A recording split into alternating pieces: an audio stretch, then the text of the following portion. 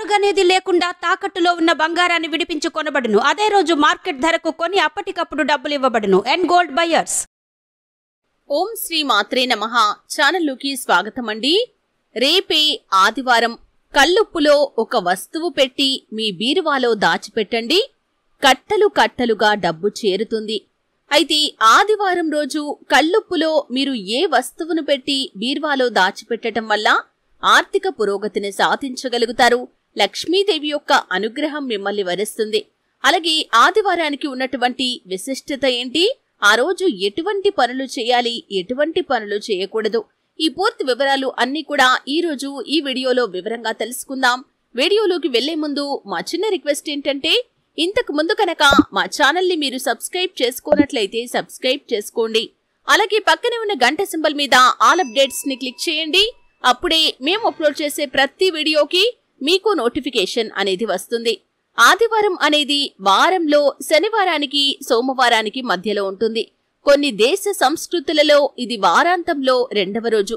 దాదాపుగా ప్రపంచంలోని అన్ని దేశాల్లోనూ ఆదివారాన్ని సెలవు దినంగా పాటిస్తారు. కానీ చాలా సంప్రదాయాలు, సంస్కృతుల్లో ఇది వారంలో మొదటి రోజు.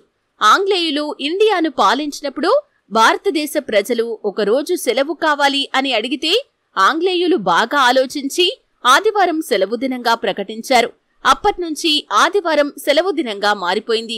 ప్రపంచం మొత్తం సెలవు దినంగా మారింది. అయితే ఈ యొక్క ఆదివారానికి చాలా విశిష్టత అనేది ఉంటుంది. ముఖ్యంగా ఆదివారం కొన్ని పరిహారాల కోసం కూడా ప్రత్యేకించబడిన రోజునే చెప్పుకోవాలి. అలాగే ఆదివారం రోజు సూర్యారాధన చేయటం వల్ల మీకు విశేషమైన ఫలాలు కలుగుతాయి. ఆదివారం రోజు సూర్యాష్టకం పఠించినటువంటి వారికి నవగ్రహాలకు అధిపతి అయినటువంటి సూర్యుడి ప్రభావం చేత గ్రహ దోషాలు అన్నీ కూడా తొలగిపోతాయి. ప్రతి రాశివారు ఆదివారం రోజు సూర్యాష్టకం పఠించటం వల్ల శుభ ఫలితాలను వారు ఖచ్చితంగా పొందుకోగలుగుతారు. మన సనాతన ధర్మంలో ప్రతి రోజుకు ఒక విశేషమైన ప్రాధాన్యత ఉంది. ఆ ప్రాధాన్యత ప్రకారం ఆ యొక్క దేవీ దేవతల పూజ కాని, ఉపాసన కాని, ఆరాధనల వంటివి ఆచరించటం సనాతన ధర్మంలో ఉన్నటువంటి విశిష్టత.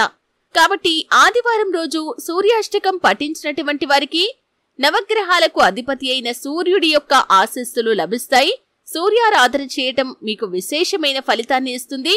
సూర్యాష్టకం పఠించటం వల్ల శుభ ఫలితాలు మీరు పొందుకుంటారు. అలాగే ఆదివారం రోజు ఆదిత్య హృదయ స్తోత్ర పారాయణ చేసిన వారికి కూడా ఖచ్చితంగా మేలు జరుగుతుంది.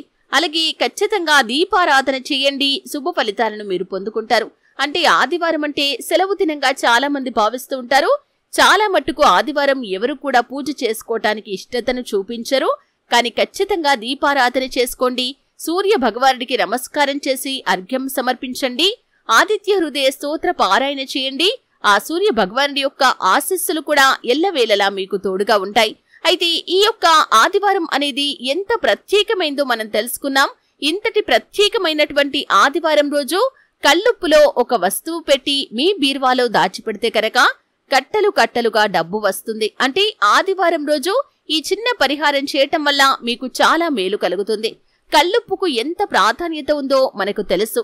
ముఖ్యంగా దృష్టి దోషాలను నివారించే ప్రభావవంతమైన శక్తిని ఈ కల్లుప్పు కలిగి ఉంటుంది. అలాగే లక్ష్మీదేవికి కూడా చాలా ప్రీతిపాత్రమైన పదార్థం అనే చెప్పుకోవాలి.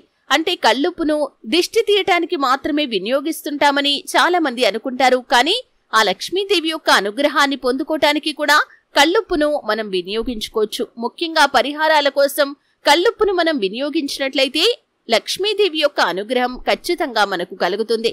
అయితే ఈ యొక్క కల్లుప్పును ఒక ఎర్రటి వస్త్రంలో తీసుకోండి. ఒక పిడికెడు మోతాదులో కల్లుప్పు తీసుకుంటే సరిపోతుందండి. అంటే ఖచ్చితంగా ఆదివారం మీరు ఈ పరిహారం చేసే రోజు ఇల్లంతా కూడా శుభ్రపరచుకొని తలంటు స్నానం చేసుకోండి.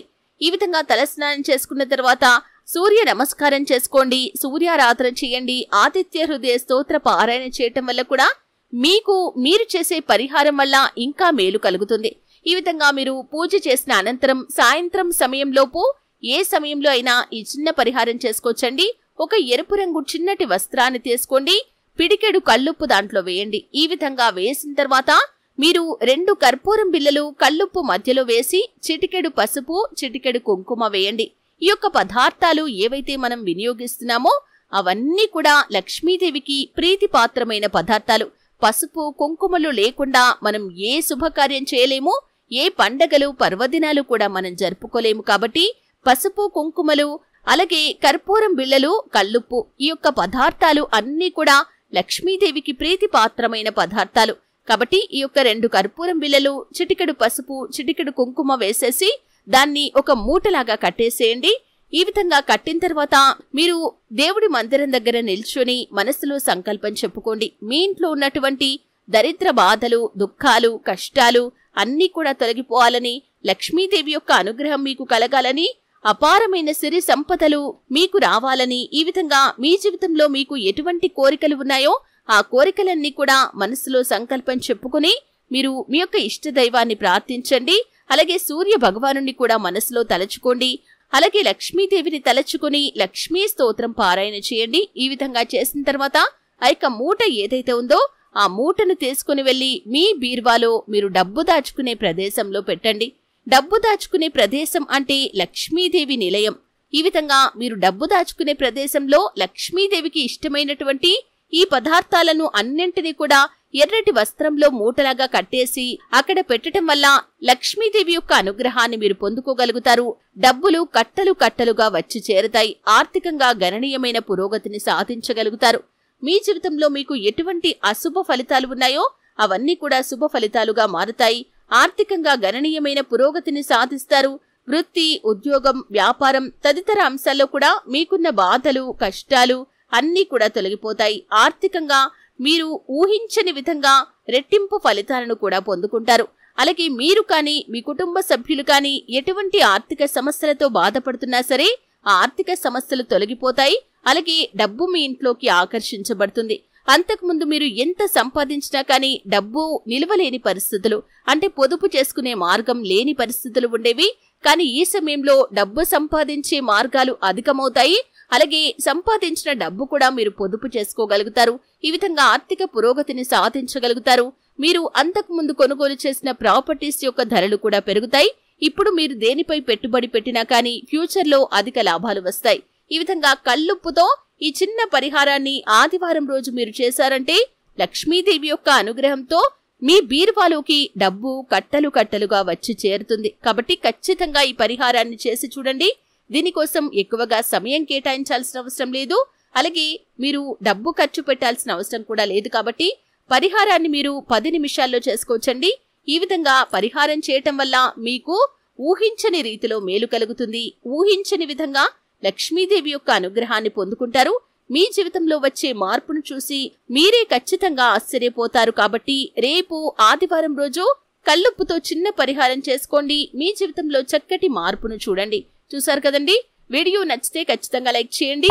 మరిన్ని మంచి మంచి వీడియోల కోసం ఇప్పుడే మా ఛానల్ని సబ్స్క్రైబ్ చేసుకోండి.